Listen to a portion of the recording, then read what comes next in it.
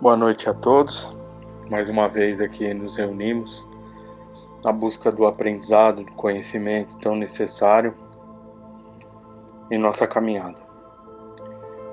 Pedimos o amparo de Deus nosso Pai, que nos dê força e coragem para podermos seguir adiante essa abençoada oportunidade que é a reencarnação que nos é ofertada.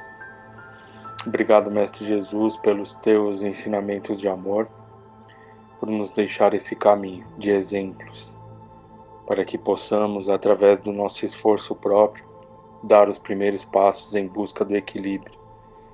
E obrigado, Frei Fabiano, e essa caravana de amigos queridos que nos amparam. Então vamos juntos fazer o Pai Nosso. Pai nosso que estais nos céus, santificado seja o teu nome. Venha a nós o teu reino de amor, paz e esperança. Seja feita a tua vontade, a mais a nossa, assim na terra como no céu. Pão nosso de cada dia, dai-nos hoje e sempre. Perdoe, Pai, nossas dívidas, assim como devemos perdoar nossos devedores. Não nos deixeis cairmos em tentações e em novos erros. E livra-nos, Pai, de todo mal. Que assim seja agora e sempre. Graças te damos, Pai. Bom, então hoje eu trouxe uma passagem do Evangelho, do capítulo 25, Buscai e achareis. Ajuda-te e o céu te ajudará. Tá? Então, uma parábola de Jesus referente a essa questão, né, de será que, né, para nossa reflexão, se nós aqui estamos presentes, vivendo essa encarnação, passando pelas situações aí que nós enfrentamos no nosso dia a dia, e se nós pedimos o amparo a Deus, Ele não deixaria-nos desamparados, sozinhos, sem uma assistência. Ao contrário, né? Então Jesus já diz que com certeza recebemos o amparo, né?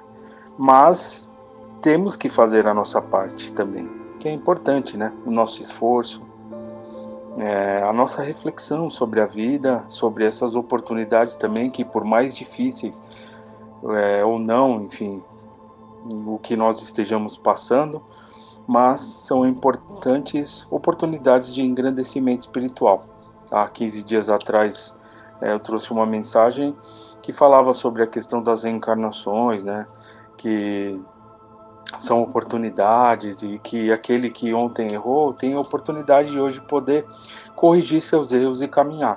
Tá? Então, com certeza, isso está no plano reencarnatório de todos nós. Oportunidades de podermos nos melhorar como seres eternos que somos. Tá? Ninguém está aqui para sofrer eternamente. Pelo contrário, nós estamos aqui para aprendermos, né? Aprendermos com situações aí até do nosso passado ou da vida presente, para que a gente possa aprender com essas situações e seguir adiante a nossa caminhada, tá? Rever os débitos do passado, acertar, né, os débitos com aqueles que temos as pendências, as dificuldades, enfim, tudo é oportunidade, tá? Então, vamos adiante. Confiante sempre, tá? Então, vamos lá. Ajuda-te, o céu te ajudará. Pedi e dar-se-vos-á. Buscai e achareis. Batei e abrir-se-vos-á. Porque todo o que pede recebe, e o que busca acha, e a quem bate abrir-se-á. Ou qual de vós, porventura, é o homem que, se seu filho lhe pedir pão, lhe dará uma pedra? Ou, porventura, se lhe pedir um peixe, lhe dará uma serpente? Pois se vós outros, sendo maus, sabeis dar boas dádivas a vossos filhos, quanto mais vosso Pai que está nos céus dará boas dádivas aos que lhe pedirem. Tá? Então essa é a parábola de Jesus. Então que ele fala, né? Que se lhe pedirmos um peixe, com certeza, será que ele nos dará outra coisa que seja diferente? Nos dará uma serpente, por exemplo? É isso que Jesus fala. Então, se nós pedirmos um amparo, a assistência, nossas preces ficarão em vão? Com certeza nos sentiremos ali encorajados, receberemos o amparo. Muitas vezes nós não estamos em sintonia, enfim, deixamos nos escandalizar por algumas situações, né? Mas se nos exercitarmos na busca da prece, a confiança em Deus, naqueles momentos de turbulência, porque isso é um exercício para cada um de nós. Então, nós vamos sentir todas essas vibrações, esse amor, essa forma de enfrentar essas situações de uma outra maneira, ok? Então, com certeza, se nós pedimos um amparo, como que receberemos alguma coisa que seja contrária a isso? Mas nós temos que nos exercitarmos também nessa busca, enfim, da forma como buscamos, que é muito importante, nem a parábola diz. Segundo o modo de ver terreno, a máxima buscai e achareis é semelhante a esta outra: ajuda-te, o céu te ajudará. É o princípio da lei do trabalho e, por conseguinte, da lei do progresso, porque o progresso é o produto do trabalho, desde que este que põe em ação as forças da inteligência, ok? Então, uma passagem bem importante aqui, porque o progresso, ou seja, as melhorias, né, tudo que nós almejamos para a nossa caminhada, para as nossas vidas, é fruto, né, é produto, né, do trabalho, ou seja, da nossa busca, daquilo do nosso esforço, daquilo que nós almejamos. Qual o tamanho das nossas buscas, né? Vai de acordo com o nosso esforço para buscar angariar situações, sentimentos, a coragem de enfrentar a vida, enfim. Por isso que é importante a gente sempre fazer nossa parte, porque amparo jamais há de nos faltar, tá? Então, o progresso, a melhoria que nós tanto almejamos, necessitamos, é produto do nosso esforço, ou seja, do nosso trabalho. Na infância da humanidade, o homem só aplica sua inteligência na procura de alimentos, dos meios de preservar das intempéries e de se defender dos inimigos. Mas Deus lhe deu a mais do que ao animal, o desejo constante de melhorar, ou seja, essa aspiração do melhor, que o impele à pesquisa dos meios de melhorar a sua situação, levando-os a descobertas, às invenções, ao aperfeiçoamento da ciência, pois é a ciência que lhe proporciona o que lhe falta. Graças às suas pesquisas, sua inteligência se desenvolve, sua moral se depura. As necessidades do corpo sucedem às necessidades do espírito. Após o alimento material, ele necessita do alimento espiritual. É assim que o homem passa da selvageria para a civilização, ou seja, vivendo encarnações, vivendo experiências, ele vai aos poucos ali adquirindo novos conhecimentos, exercitando a sua inteligência, o seu intelecto, devido a situações relacionadas à alimentação, tá? As necessidades básicas do indivíduo. Então, se nós pegarmos aí a história dos homens, enfim, da humanidade, através dos fatos, a gente vai ver que foi uma evolução, né? Sim, mas baseada em quê? Em necessidades. Tá? Então o homem vai evoluindo de acordo com as suas necessidades. E automaticamente desenvolvendo o intelecto, as questões espirituais elas vão ter um outro sentido na vida, em nossas vidas. Tá? Então, tudo são fases evolutivas, experiências, por isso que é a importância das encarnações. Cada encarnação é uma experiência, cada encarnação uma inteligência adquirida, um novo hábito, um novo costume que vai enriquecendo a nossa caminhada e vai nos possibilitando dar outros passos, ok? Mas o progresso que cada homem realiza individualmente durante a vida terrena é coisa insignificante e, num grande número deles, até mesmo imperceptível. Como então a humanidade poderia progredir sem a preexistência e a reexistência da alma? Se as almas deixassem a Terra todos os dias para não mais voltar, a humanidade se renovaria sem cessar com as entidades primitivas, que teriam tudo a fazer e a tudo a aprender. Não haveria razão, portanto, para que o homem de hoje fosse mais adiantado que o dos primeiros tempos do mundo, pois que para cada nascimento o trabalho intelectual teria de recomeçar. A alma, voltando ao contrário, com o seu progresso já realizado e adquirido de cada vez alguma experiência a mais, vai assim passando gradualmente da barbárie à civilização material e desta civilização moral, tá? Então é o que nós comentamos. Cada experiência, cada reencarnação vai adquirindo um novo hábito, um novo costume, uma nova inteligência, algo que vai agregando na sua caminhada evolutiva, tá? Se nós tivéssemos que viver apenas uma experiência, será que, é uma pergunta que fica para todos nós, para nossa reflexão, será que conseguiríamos evoluirmos como seres eternos que somos? Ou seria muita coisa em tão pouco tempo? Porque a encarnação é um pequeno período, né? Somos todos seres eternos, vivendo experiências, tá? Então são pequenas experiências, mas com grande valia, com grande valor, tá? Por isso que é importante o hoje na nossa vida. Hoje é a somatória de tudo que nós já passamos. E as oportunidades que temos tá muito baseada nessa questão das nossas vidas aí, do que nós já vivemos, das nossas necessidades de seguirmos adiante, do que está por vir, tá? Mas a gente tem que procurar pôr a cabeça no lugar, se tranquilizar e viver o hoje, um dia de cada vez, que é muito importante, ok, pessoal? Então, uma reflexão para todos nós. Se Deus tivesse liberado o homem do trabalho físico, seus membros seriam atrofiados. Se o livrasse do trabalho intelectual, seu espírito permaneceria na infância, nas condições instintivas do animal. Eis porque ele faz do trabalho uma necessidade. E lhe disse: busca e acharás, trabalha e produzirás, e dessa maneira serás filho das tuas obras, terás o mérito da sua realização, e será recompensado segundo o que tiveres feito. Então, por isso que é importante o trabalho, né? O corpo que nos reveste. É uma importante ferramenta da nossa encarnação. É em virtude da aplicação desse princípio que os espíritos não vêm poupar o homem a seu trabalho de pesquisar, trazendo-lhe descobertas e invenções já feitas e prontas para utilização, de maneira a só ter que tomá-las nas mãos, sem sequer o incômodo de um pequeno esforço, nem mesmo de pensar. Se assim fosse, o mais preguiçoso poderia enriquecer-se, e o mais ignorante tornar-se sábio. Ambos sem nenhum esforço e atribuindo-se o mérito do que não haviam feito. Não, os espíritos não vêm livrar o homem da lei do trabalho. Pessoal, é muito importante essa passagem, tá? Os espíritos não vêm livrar o homem da lei do trabalho, mas mostrar-lhe o alvo que deve atingir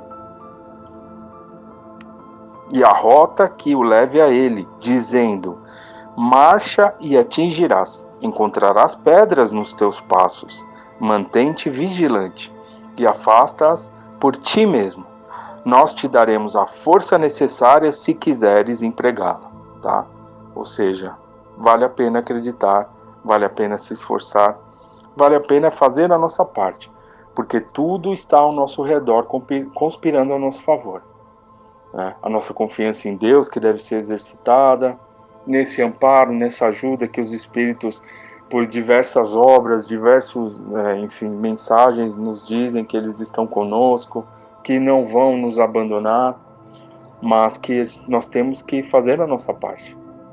Acreditar no nosso potencial, acreditar nas melhorias, acreditar na superação e caminhar sempre, levantar quantas vezes forem necessárias. Vale a pena, sim. Olha onde chegamos, todos nós. Se fizermos uma reflexão sobre nossas vidas, estamos aqui. Quantas situações já superamos, quantas dores já tivemos, quantas alegrias já compartilhamos. Foram momentos bons, foram momentos nem tão bons, mas que nos ensinaram bastante. Se nós refletirmos sobre a nossa vida, todos temos esses momentos. Mas aqui estamos hoje, buscando agregar a nossa caminhada, a nossa vida, fazer com que as coisas melhorem, acreditar na cura, enfim, de tudo que a gente está acompanhando nos dias atuais, nos pesquisadores, acreditar no plano espiritual que jamais há de nos amparar e, acima de tudo, que há um Deus de amor, um Pai amoroso, que está conosco, velando e acreditando em nós. E nós precisamos apenas acreditar em nós. E aí nos depararemos com muitas situações, até com a nossa vontade, o nosso potencial de melhorias, tá? Ok, pessoal? Então, para todos nós, né? Segundo a compreensão moral, essas palavras de Jesus significam o seguinte: pedi a luz que deve clarear o vosso caminho, e ela vos dará, e ela vos será dada.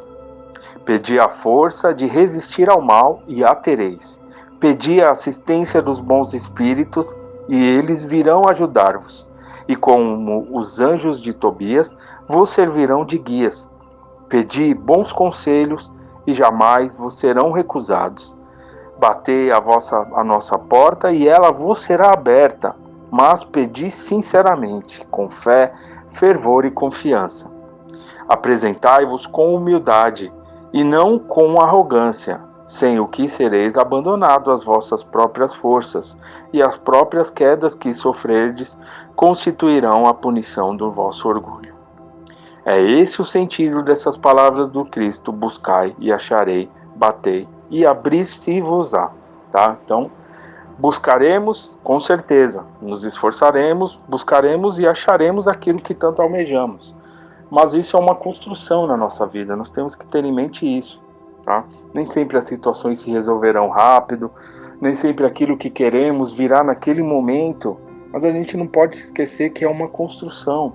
Cada dia a gente tem que regar ali com a nossa boa vontade, com o nosso esforço, com a nossa fé, com os sentimentos de esperança, praticando o perdão quando necessário, enfim, trazendo todos esses ensinamentos que Jesus nos deixou, que são ali rotas seguras para as nossas buscas, que nos conduzirão àquilo que realmente queremos. E aí nos depararemos com resultados benéficos para as nossas vidas. Tá? Então fica esse ensinamento para nós, para a nossa semana. Vamos caminhar confiantes no amparo e fazendo a nossa parte, que nos surpreenderemos quão potencial nós temos de melhorarmos como seres que somos todos, tendo abençoadas oportunidades de estar aqui, pois Deus, Ele olha por todos nós, não há aqueles que são beneficiados em prejuízo de outros, pelo contrário, todos nós teremos oportunidades, estamos ali tendo caminhos, cada um seguindo de acordo com as suas buscas, aquilo que almeja, mas com certeza são oportunidades e vamos todos seguir em frente. Ok, pessoal? Tenham todos uma ótima noite, uma boa semana. Fiquem com Deus.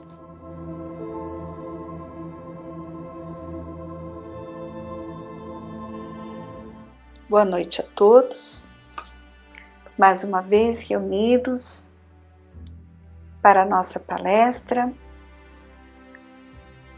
estudando, refletindo sobre os ensinamentos da doutrina espírita. E hoje eu quero falar um pouquinho sobre a importância do centro espírita. E para isso eu trouxe algumas reflexões do livro de José Herculano Pires. O nome do livro é justamente O Centro Espírita. Não sei se todos conhecem o professor Herculano Pires. Ele nasceu em 25 de setembro de 1914, aqui no interior de São Paulo, na cidade de Avaré. E segundo Emmanuel, ele foi o metro que melhor mediu Kardec. Vejam a condição desse espírito que renasceu aqui no nosso querido país, Brasil. Ele era considerado um soldado de Kardec, muito defensor dos princípios doutrinários, quando encarnado e também atualmente na espiritualidade. Ele foi mestre em filosofia, jornalista, escritor, publicou mais ou menos 81 livros, e a maioria deles também dedicados ao estudo e divulgação da doutrina espírita. E ele sempre, por ser filósofo, ele reforçava sempre a importância da fé raciocinada, o valor da prece, do pensamento positivo. Então, com certeza, é um espírito que nos trouxe muita informação de uma maneira clara, objetiva. Nesse livro, O Centro Espírita, ele fala justamente da função e significação dos serviços do centro, da disciplina, enfim, ele vai colocando várias informações muito valiosas. É um livro que devemos, com certeza, estudar. E logo na introdução, ele coloca uma frase que eu acho que até nós, espíritas, que já temos algum tempo de frequência e de estudo, devemos refletir sobre ela. Veja, se os espíritas soubessem o que é o centro espírita, quais são realmente a sua função e a sua significação, o espiritismo seria hoje o mais importante movimento cultural e espiritual da Terra. Será que estamos lembrando dessa importância do centro espírita? Temos no Brasil o maior e mais ativo e produtivo movimento espírita do planeta. A expansão do espiritismo em nossa terra é incessante e prossegue em ritmo acelerado. Mas o que fazemos em todo esse vasto continente espírita? Muitas vezes é um esforço imenso de igrejificar o espiritismo, de emparelhá-lo com todas as religiões que já estão ultrapassadas, formando por toda parte núcleos místicos desligados da realidade imediata. Então veja, ele é muito duro e verdadeiro na hora de colocar as suas reflexões, né? A doutrina espírita ou espiritismo é a terceira revelação. Espíritos abnegados vieram e transmitiram todos esses ensinamentos. Então nós temos que estudar a terceira revelação, sermos fiéis aos princípios doutrinários do espiritismo. As outras religiões que aconteceram antes, né, têm o seu valor, tiveram, mas não podemos misturar as coisas. Né? Hoje, nesta casa, estamos estudando o Evangelho segundo o Espiritismo, que é a terceira revelação, o Consolador prometido pelo Mestre Jesus. É isso que ele quis dizer, certo? Então vamos lá, eu resumi aqui o capítulo 2, onde ele fala dos serviços do centro. O centro espírita é um centro de serviços ao próximo. É onde acontece todo o intercâmbio do plano humano com o plano espiritual. Preces, passes, estudos, doutrinação, sessões. Aqueles que criticam esse intercâmbio não conhecem a dinâmica dessa comunicação. Nós vemos muitas colocações que são infelizes, né? Dizendo que os espíritas julgam-se capazes de esclarecer os espíritos necessitados, quando isso deveria ser trabalho dos benfeitores. Já não viram essa colocação? Deixem os espíritos em paz, isso não cabe a vocês resolver. É porque não conhecem todo esse intercâmbio que é constante, ele acontece. E essas comunicações é um aprendizado principalmente para o encarnado. Renascemos com a condição mediúnica, com a mediunidade de trabalho, justamente para colocá-la a serviço desse intercâmbio para o resgate dos nossos débitos, que foram muitos do passado. É um acréscimo da misericórdia de Deus que nos concedeu essa condição.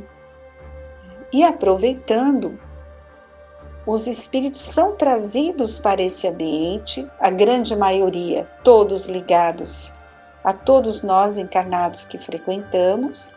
Então ali o tratamento, o aprendizado e o resgate é em conjunto. Os mais favorecidos somos nós que estamos ali, vivenciando tudo isso, aprendendo, ouvindo esses espíritos, as suas mensagens muitas vezes tristes, angustiosas, mas que nos servem de reflexão, de como está sendo a nossa conduta, de como nós temos que nos preparar para o retorno à pátria espiritual. Então, tenhamos a consciência de que a sessão, ela existe principalmente para cuidar daqueles que estão ligados a nós, né? Nós não temos a pretensão de cuidar de todos os espíritos necessitados do mundo. Não. Quem é a população espiritual de um centro? Quem são os espíritos que são levados ali à nossa casa de Fabiano?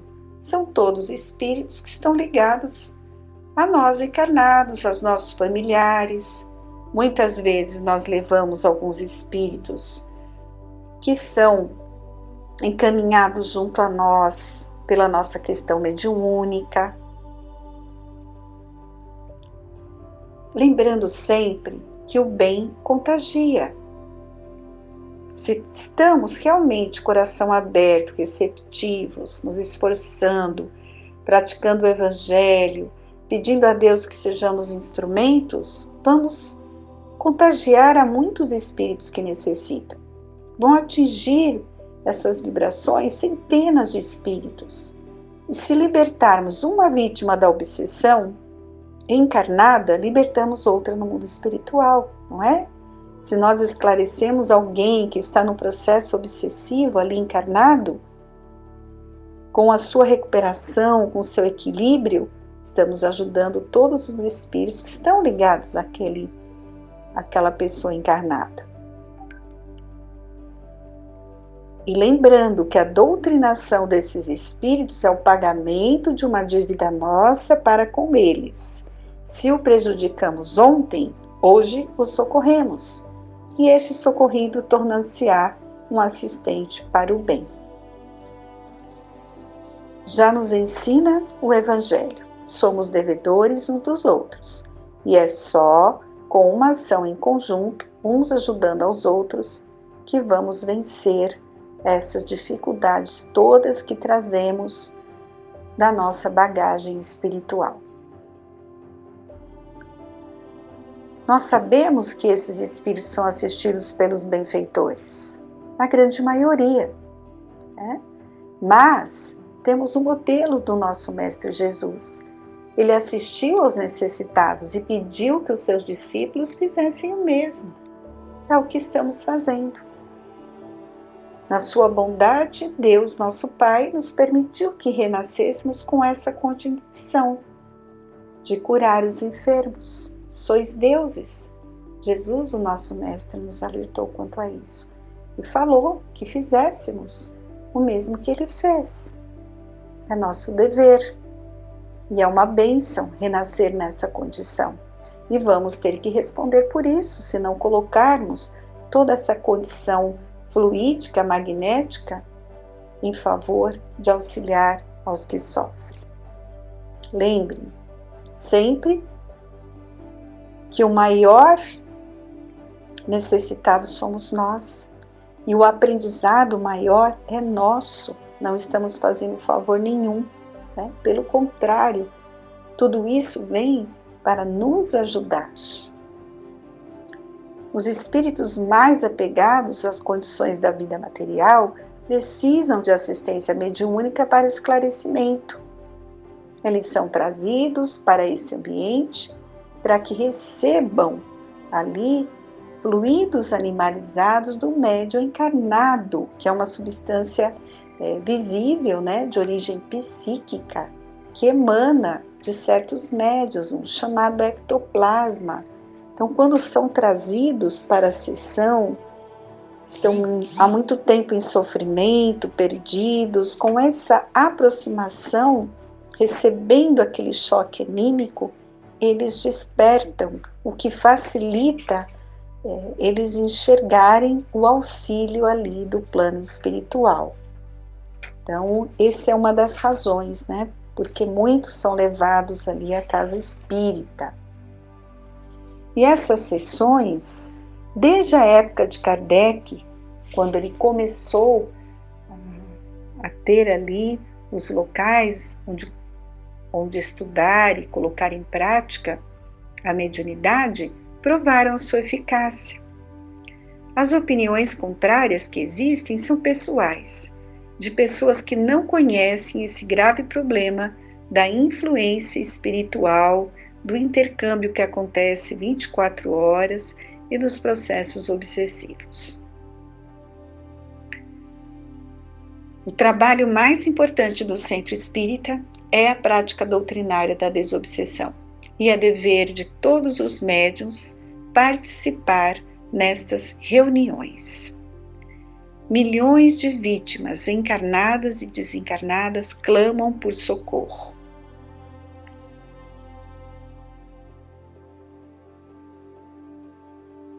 E aí ele comenta sobre um outro ponto importantíssimo da casa espírita, que são os serviços assistenciais. Toda casa deve estar atenta a auxiliar os necessitados. Não basta semear ideias fraternas, temos que concretizá-las, tem que ter ação. Muitas pessoas combatem essa doação gratuita aos necessitados, né? Fazem colocações que são infelizes, que o ideal seria organismos sociais, que tem que combater e modificar a miséria com ensino, com encaminhamento. Sim, todos serão responsáveis dentro da condição que Deus lhes deu, né? Os políticos, os governantes, aqueles que renasceram com condições materiais, empresários, e até nós, na nossa pequenez, né, vamos ser responsabilizados. E assim também o Centro Espírita, que não realizar assistência social para quem precisa.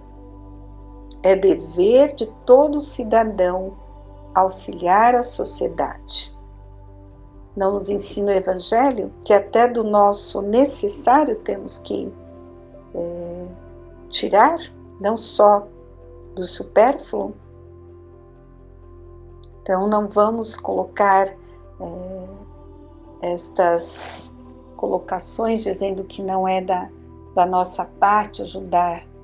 É justo que deixemos ali as pessoas passarem necessidades extremas sem auxiliá-las, esperando que o outro resolva o problema? Não, isso é falta de caridade. Então nós temos que, com certeza, todo centro espírita tem que se preocupar e deve realizar ações assistenciais, levando comida a quem tem fome, distribuindo roupas, tudo que for possível para amenizar a dor do nosso irmão de caminhada. Lembrando que fora da caridade não há salvação. O objetivo do Centro Espírita é o bem de todos, e é com exemplo de fraternidade que podemos melhorar o mundo. E tenham a certeza que esses serviços de assistência retardam a violência, aceleram o desenvolvimento moral e espiritual da humanidade. Porque quando socorremos alguém que sofre, que está desacreditado da humanidade, que não tem fé em seu coração, ele vai despertar, ele vai renascer, não é? Então estamos ajudando sim esse espírito. Ele vai entender que existem mãos amigas que vão o socorrer. Deus ouviu as suas preces. Um espírita verdadeiro, ele não pode pensar apenas em termos de realidade imediata.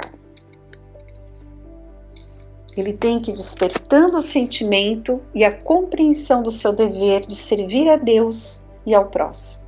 Esse é o objetivo maior de nossas existências, servir a Deus e ao próximo. e todos os trabalhos do centro estão ligados à humanidade. Lembremos, o Centro Espírita é um centro de convergência de toda a dinâmica doutrinária. Isso tudo, gente, são colocações do professor Herculano Pires. E vejam que ele fala aqui o que acontece no Centro Espírita, que ele considera um centro de convergência. Iniciam-se os neófitos, que são os principiantes, os novatos, então muita gente chegando nesse momento aí depois da pandemia, muitas pessoas buscando respostas e procurando a doutrina espírita para entender toda essa situação. Então chegam sim muitas pessoas que ainda não acreditam em Deus, que não desenvolveram a sua fé, então muitos se iniciam estudando o Evangelho segundo o Espiritismo. Revelam-se os médiuns, comunicam-se os espíritos, educam-se crianças e adultos, libertam-se os obsedados, estuda-se a doutrina, promove-se a assistência social aos necessitados e cultiva-se a fraternidade pura. Vejam quantas coisas acontecem em um centro espírita. Muito importante, por isso, manter um clima fraterno. Todos devem se sentir como em família, ajudando-se mutuamente. Há que haver uma comunhão de esforços para o bem comum. Espírito mesquinho das intrigas, das pretensões, das aversões inferiores. Os dirigentes têm que estabelecer a atmosfera espiritual. É muito triste quando no centro alguns se julgam mestres dos outros, quando na verdade todos nós devemos nos colocar na posição de aprendizes. Vejam que maravilha que são essas colocações de Herculano Pires. E podemos também encontrar aqui colocações do Bezerra de Menezes, que nos fala também, né, do significado. Vejam só, que o centro espírita, ele é um santuário de bênçãos, oficina de trabalho edificante, um hospital, escola de educação integral e lar. Veja, e se nós analisarmos, é tudo isso mesmo, né? Não se trata somente de uma construção física adequada às necessidades de natureza educativa. É uma edificação espiritual, cujas bases devem estar fincadas na rocha da espiritualidade, onde nascem as legítimas realizações para o engrandecimento moral das criaturas. Então lembremos, santuário de bênçãos, porque todo intercâmbio vibratório entre os encarnados e desencarnados acontece, né? É uma oficina de trabalho edificante, onde nós vamos conhecer o Evangelho, libertarmos das nossas más inclinações, escola de educação por facultar a aprendizagem das leis da vida e lar, porque é um local onde a gente desenvolve a fraternidade. Então, fica aqui as nossas reflexões dessa noite, muito gratos a Deus e a Jesus. E como a nossa prece final, eu gostaria de colocar aqui uma pequena poesia que está no livro que eu mencionei, no Centro Espírita, escrita por Herculano. Sandálias semeadoras. O Centro Espírita nasceu das sandálias de Jesus, que nunca morreu, nem de lança e nem na cruz. Jesus desapareceu para os vaidosos da terra, mas logo reapareceu para a gente de sua terra. As sandálias de Jesus nunca deixaram de andar, sozinhas, cheias de luz, para as trevas espantar. Essas sandálias vazias vão por caminhos e ruas, sem festas nem fantasias, sobre sóis e sobre luas. Param humildes e calmas, na soleira de uma porta, batem solas como palmas, entram por baixo da porta. Há desespero e aflição, quem sofre e geme lá dentro. As sandálias já se vão, mas fica na casa um centro. Esta é a homenagem de Herculano aos centros espíritas.